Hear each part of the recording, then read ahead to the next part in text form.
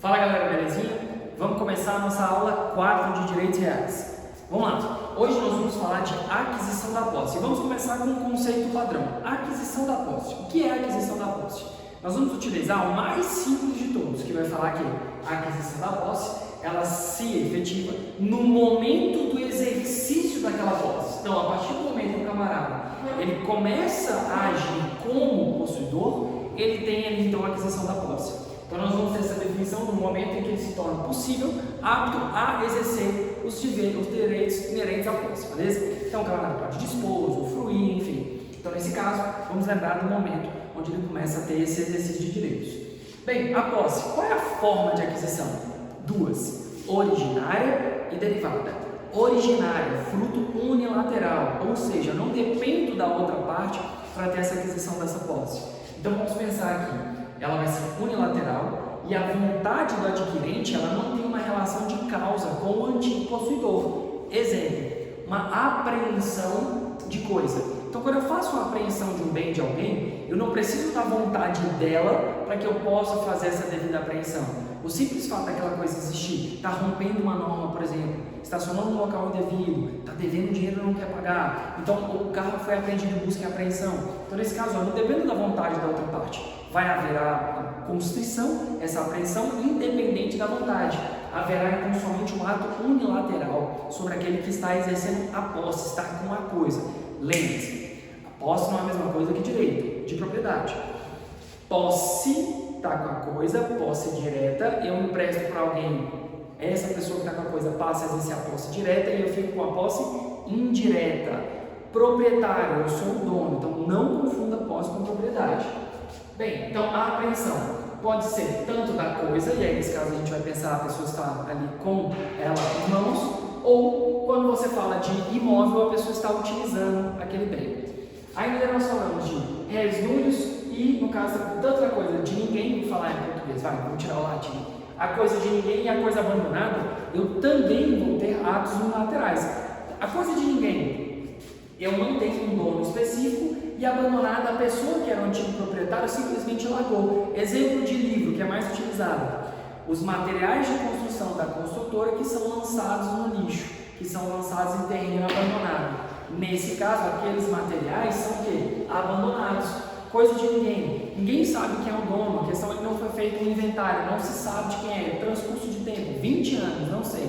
Então, coisa de ninguém. E aí, nesse caso, eu posso tomar a posse daquilo para mim e vai ser um ato originário, porque não teve essa relação bilateral. Ainda, nós temos os bens retirados.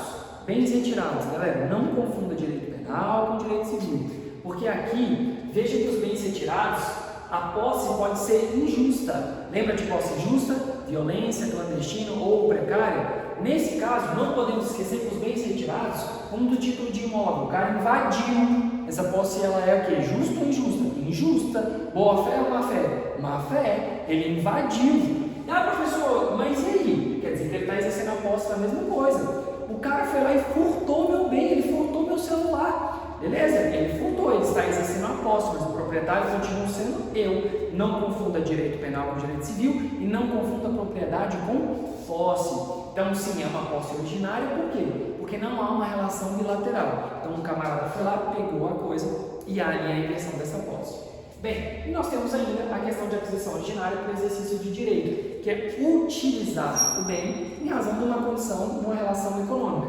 Um exemplo comum que os livros falam, que é a questão de servidão de aqueduto passado por um terreno sem oposição de outra parte, de terceiros. Professor, muito difícil, dá um exemplo mais fácil. Vamos pensar aqui o seguinte: quando tu está ali no aluguel da casa e o proprietário não passou ainda água para o seu nome, mas todo mês você usa aquela água, e aí você usa aquilo ali e você tem que pagar, então você usa mediante pagamento. Então, nesse caso, a relação não é com você, está ainda no nome do proprietário, mas você utiliza aquele bem mediante uma relação econômica. Os livros vão trazer o exemplo do aqueduto, da linha telefônica, tem também a questão lá do box TV, da ilegalidade.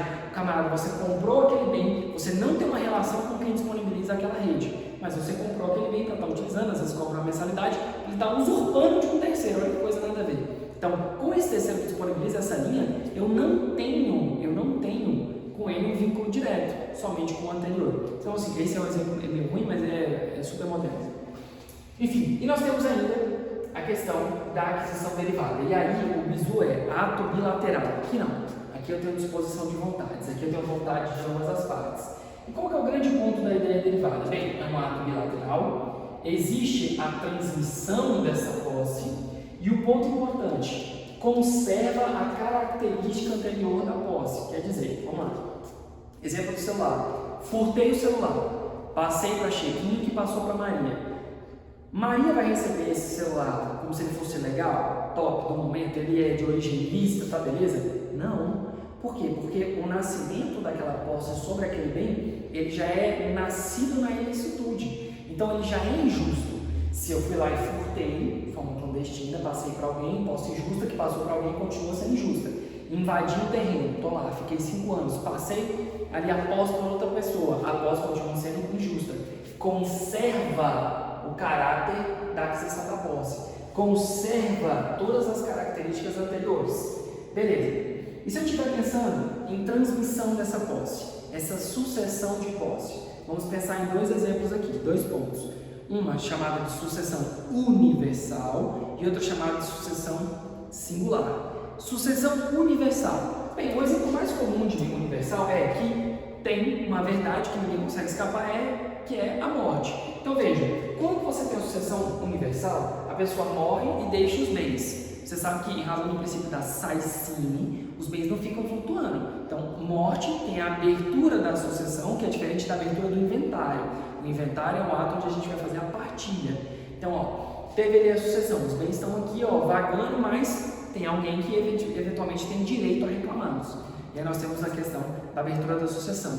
O que vai acontecer? Esses bens vão ser inventariados e eles vão ser transmitidos para os seus devidos proprietários.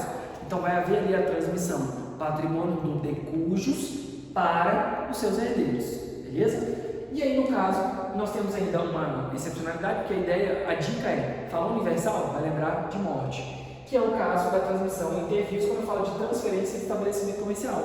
Veja, existe uma transferência de estabelecimento comercial. Então aqui nesse caso ela vai ser de tipo universal, porque vai ter a devida publicidade para todos, inerentes ao próprio ato, e você tem aqui que, bem, não é como se eu tivesse a morte, mas eu vou ter a mudança sobre o estabelecimento comercial. Então nós vamos falar de uma relação bilateral que implica então nessa relação de transferir estabelecimento para outra circunstância. E no caso do singular, é mais fácil, é uma relação intervivos. Então, como regra, intervivos, o que você vai lembrar? Compra e venda, doação, cessão, usufruto. Então, é uma relação entre ambas as partes que vão permitir que aquele negócio jurídico ele tenha seu efeito e vai passar a posse mediante esse ato bilateral. Então, singular, porque você vai ter a transmissão, existe a vontade dos indivíduos para que possa ser realizado. Então existe naquele ato, naquela circunstância, aquela comunicação entre os envolvidos, dentro daquele negócio jurídico formado entre eles, que vai ter ali a sua devida realidade. Sobre essa questão, é importante lembrar sobre essa ideia universal e singular, sobre os efeitos dela, sobre quem vai ser atingido, a forma que esse negócio vai ser realizado. O inventário ele é público, nós falamos que o inventário em si, ele vai ser um patrimônio imóvel. O inventário, os bens do espólio, o espólio é um imóvel, a herança é um imóvel, o termo mais correto. Ela vai ser um imóvel. Bem, juridicamente falando, não porque ela está pagadinha. Bem, e a exceção da questão singular é o caso do legado. O que é o legado? Legado é um bem pormenorizado que o indivíduo, antes de morrer, ele coloca lá no testamento, fala, eu quero deixar essa caneta especial para Chiquinho. Então, essa caneta individualizada dentro do meu inventário vai ser chamada de legado. Professor, não é aula de sucessão, mas eu posso deixar o que eu quiser como legado? Não. Se exceder a 50% do meu patrimônio, eu não posso deixar isso para um terceiro. Por quê? Vamos lá, porque vai ofender o limite da legítima. Traduzindo, eu tenho um patrimônio de 100 mil, que é uma moto e uma caneta de ouro com diamantes. A caneta de ouro com diamantes, 80 mil, minha moto, 20. Aí eu vou lá e deixo essa minha caneta de ouro, diamante, para Chiquinho, que é um escritor. Então veja, meus filhos, eles estão saindo no prejuízo. Então, por quê? Porque a caneta é 80, ou seja, passou 50% do meu patrimônio. Então eu não posso, dessa forma, fazer esse legado, transmitir isso para o camarada escritor. Agora, atenção, já falamos algumas vezes, eu vou reforçar. Como que vai se concluir o negócio jurídico de coisa móvel? com a tradição. Você vai entregar a coisa, a pessoa recebe, fechou. Top, no momento, conclusão do negócio jurídico. Se eu estiver falando de imóvel, quando você tiver a escritura pública da transmissão, reconhece a propriedade. O registro do contrato de compra e venda não traduz em transferência de propriedade. Ponto. Tem terminologia em latim, de assípies, nesse caso não vou pegar tanto o pé com a nossa prova, então é mais questão de nomenclatura, sim, estradas, como funciona, mas assípies é quem recebe, então quem transfere se chama de estradas ou tradens, alguns falam tradens, mas não faz muito sentido também, mas de qualquer forma, a transmissão de quem recebe tradens e assípies. Aí vem, constituto possessório, aí aqui a gente tem que dar um stand-by. Constituto possessório, primeiro, não se presume. Precisa de uma previsão expressa que existe uma cláusula constituinte. E o que isso significa? Bem, no cláusula constituinte, eu vou ter um possuidor do bem em nome próprio que passa a possuí-lo em nome de terceiro. Como assim, professor? Vamos lá. Eu tenho uma casa, vendo a minha casa e falo, posso continuar aqui alugando? Pode, beleza.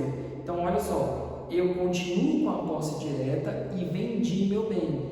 Eu tenho posse direta, o proprietário vai ter posse indireta, ok? Então, lembra sempre desse conceito. O possuidor do bem, em nome próprio, passa a possuí-lo em nome de terceiro. Então, ele vai estar lá representando. Agora, não se esqueça aqui, não se presume. Esse exemplo 1 é exatamente esse caso da casa, onde o camarada vai lá, vende e ele continua no imóvel, representando ali a posse direta. Agora, isso é muito comum no caso da Caixa, do seu leilão, chamados adjudicados da Caixa. Pega esse viso prático aí. A Caixa, quando ela vende esses imóveis, por vezes você precisa ficar atento com um contrato que pode ter lá cláusula constituinte. Ou seja, o antigo proprietário, olha só, possuidor do bem, possui o bem em nome próprio, passa a possuí-lo em nome de terceiro. Então, a Caixa, às vezes ela tem uma pessoa lá dentro, normalmente é o caso, por se teve leilão, tem um camarada lá dentro que não pagou o financiamento. Então, ela consegue fazer a busca de apreensão, leva a penhora, vende aquilo ali em leilão. Veja, ela tem a posse direta, ela está lá dentro? Não está lá dentro. Tem alguém lá dentro. E ela coloca essa cláusula constituinte, por quê? Porque nesse caso, quando ela for vender, ela já vai te falar, olha, eu estou te transferindo a propriedade e também a posse da coisa. E aí o que muda? A questão prática. Tu não vai entrar com uma ação de emissão na posse. Você vai entrar com uma ação de reintegração de posse. Por quê? Porque nos termos da cláusula constituinte, você passa a ter a aquisição daquela posse. E aí, por conta disso, você vai ter que entrar com uma ação de reintegração e não de emissão. O que é a ideia de emissão na posse? Eu comprei a coisa, nunca tive propriedade. Aí eu entro com uma emissão. Nesse caso, pela cláusula constituinte, você tem que entrar com uma reintegração. Fechou? Então, isso aqui é um exemplo real. E por fim, nós vamos falar de acessão. Bem, lembra que eu falei que quando você compra uma coisa, uma posse, aquilo que ela tinha de anterior sobre a característica da posse, ela se preserva. O celular furtado, ele vai continuar sendo um celular furtado e vai transmitir com essa característica de ser oriunda de um crime, de um furto. Um imóvel invadido, ele vai ser transmitido a seção da posse ali, sabendo já que ele é injusto. Professor, mas eu comprei achando que era de boa, o camarada falou que era porque era o terreno ali vazio, que não sabia de quem era e eles entraram. Você pode ser um adquirente de boa fé, mas a posse continua sendo injusta. E pela teoria da cessão, pela questão da cessão temporal, artigo 1206 e 1207 do Código Civil, veja, a posse continuada soma o tempo do antigo possuidor para o novo possuidor. Traduzindo, se eu estou há 5 anos com aquela posse, e agora estou lá de boa, estou morando lá, e eu vou transmitir essa posse para a pessoa, nesse caso não se esqueça, eu vou poder somar o período anterior mais o período que eu ficar lá. Importantíssimo para ações que reconhecem o uso capião. Fechou? Então, esse é o resumo da aula. Tamo junto e até a próxima.